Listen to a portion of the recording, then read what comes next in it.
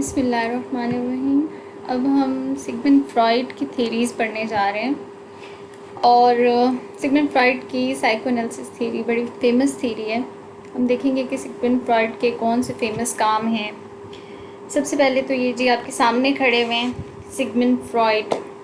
ये Austrian neurologist थे और फाउंडर इनको माना जाता है साइकोएनालिसिस का।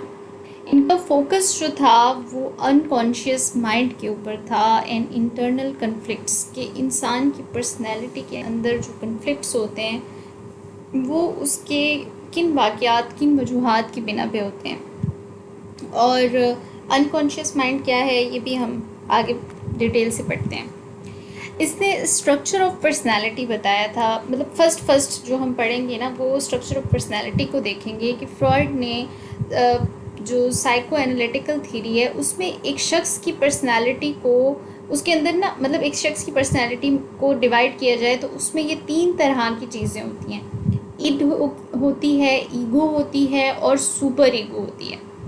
ये 3 कंपोनेंट से मिल के फ्रॉइड के अकॉर्डिंग एक पर्सनैलिटी बनती है, एक इंसान बनता है।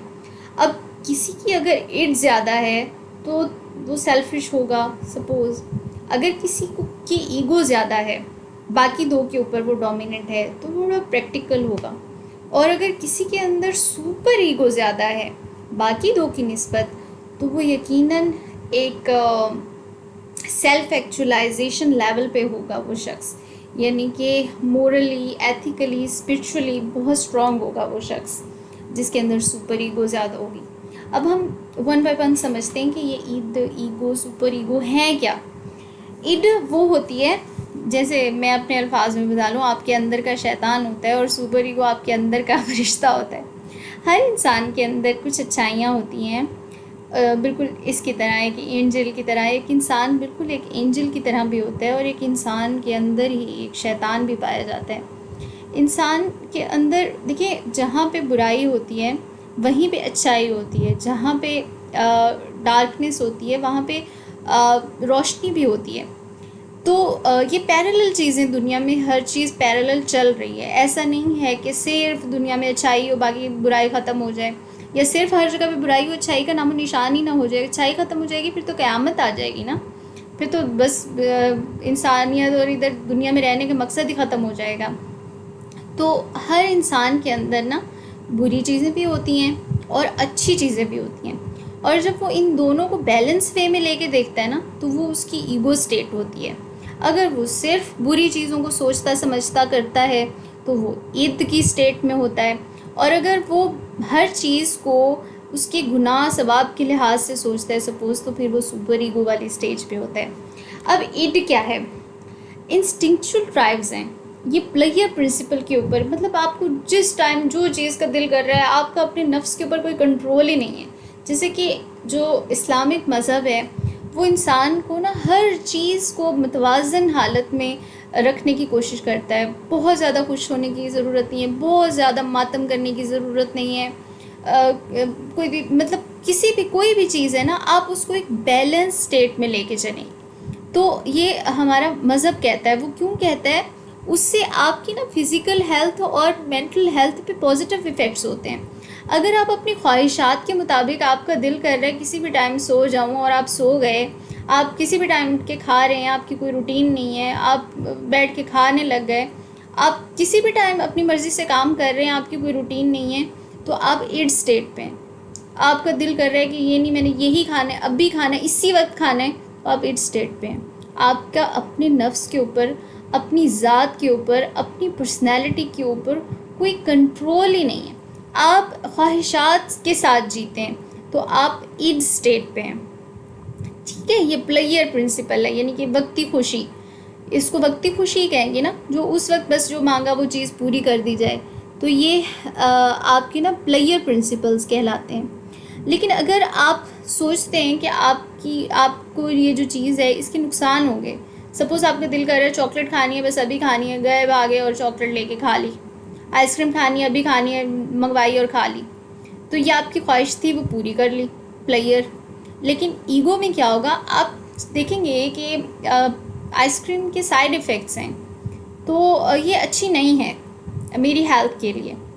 तो मुझे इसको अवॉइड करना चाहिए। मे बी कोलेस्ट्रॉल लेवल बढ़ जाए या शुगर लेवल को मेंटेन ना हो सके, तो ये ईगो कहलाती है।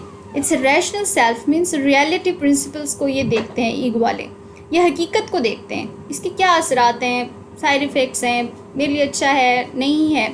सुपर ईगो क्या कहती है?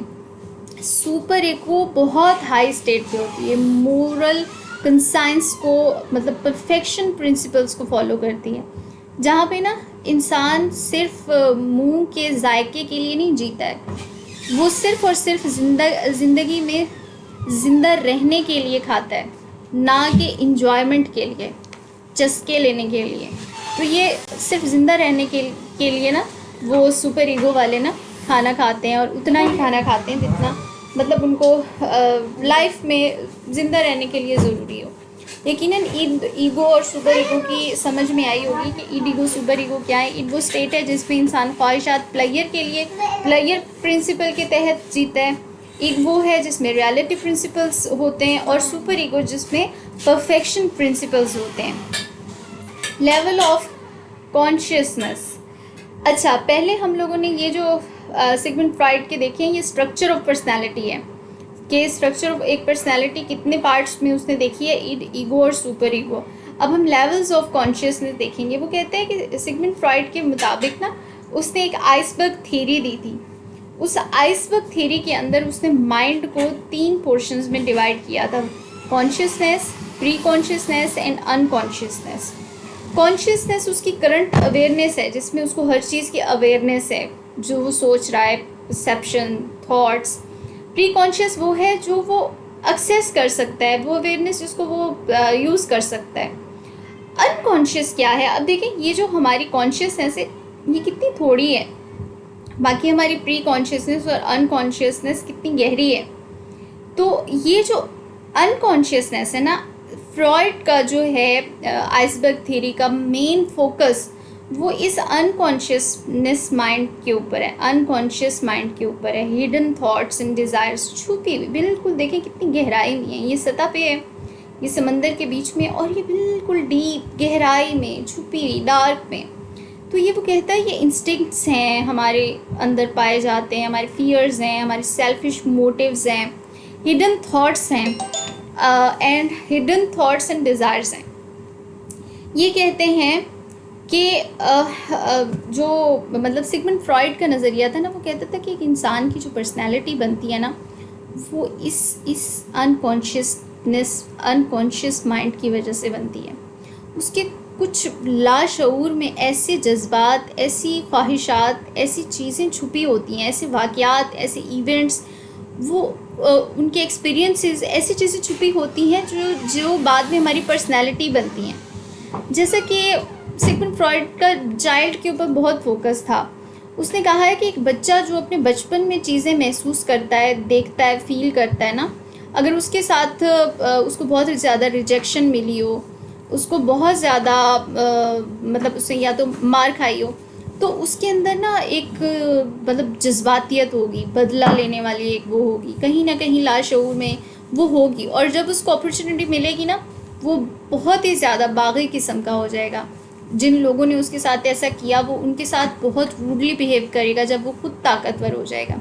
सपोज़ वो कहता है कि अगर एक शख्स आपके साथ बहुत रूडली बिहेव कर रहा है, हर बात पे लड़ाई झगड़ा कर रहा है, तो आप उसके पीछे जानने की वजह मालूम करें। यकीनन माजी में उसके कोई हालात ऐसे गुजरे होंगे जिसके बिना पे वो इस तरीके से बिहेव कर रहा है। तो लेवल्स ऑफ कॉन्शियसनेस में फ्रॉइड आइसबर्ग थ्योरी के अकॉर्डिंग जो सिगमंड फ्रॉइड था, उसका जो फोकस था वो अनकॉन्शियस माइंड के ऊपर था। फिर उसने दिया डिफेंसिव मैकेनिज़्म। रिप्रेशन होती है ब्लॉकिंग अनप्लेजेंट थॉट्स, मतलब कोई ऐसे माजी के वाक़यात जिनको आप नहीं दोहराना चाहते, नहीं याद करना चाहते, हमेशा के लिए भूल जाना चाहते हैं, तो इस स्टेट को कहते हैं रिप्रेशन। डिनाइल, आप रियलिटी को एक्सेप्ट नहीं करना चाहते, ये डिनाइल स्टेट होती है, मतलब डिफेंस मैकेनिज़्म है ये। और प्रोजेक्शन, आप अपने फॉल्ट्स किसी और पे डाल दें, अपने ब्लेम्स, अपनी गलतियाँ किसी और पे डाल दें। और रिग्रेशन होती है रिवर्टिंग टू अर्लियर बिहेवियर, के पहले वाले ही बिहेवियर में चले जाएं वापस।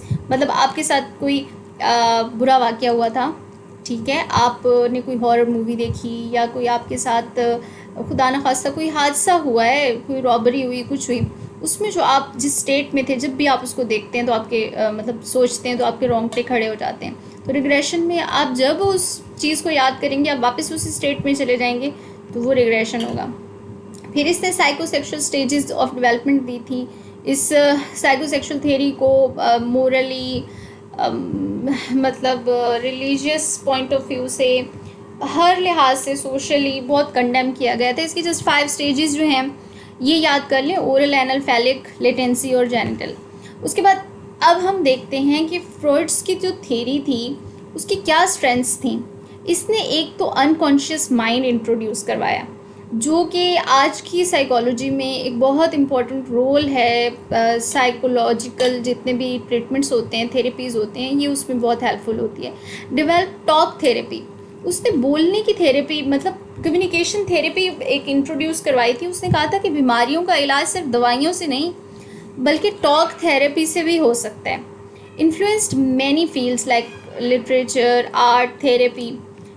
तो इसके ऊपर क्रिटिसिज्म इसलिए हुआ था because over emphasis on sex and childhood, unscientific and hard to test. उसकी जो थेरेपीज़ थी वो समटाइम्स इस तरह की थी जो अनसाइंटिफिक थी एंड हार्ड टू टेस्ट थी। मैनी आउटडेटेड आइडियाज़ थे। कंक्लूजन ये निकलता है कि सिगमंड फ्रॉइड रेवोल्यूशनाइज्ड साइकोलॉजी, तभी हम इसको पढ़ रहे हैं आज। Is legacy continues in modern therapy and culture, आज तक इसकी ये जो हैं चीज़ें वो पढ़ाई जा रही हैं। Psycho analysis offers deep insight into human behaviour, और जो साइको एनालिसिस है हम उसके ज़रिए एक इंसान के बिहेवियर को बहुत डीपली स्टडी कर सकते हैं। Thank you so much. Easy सा लेक्चर था, आई होप समझ में आया होगा।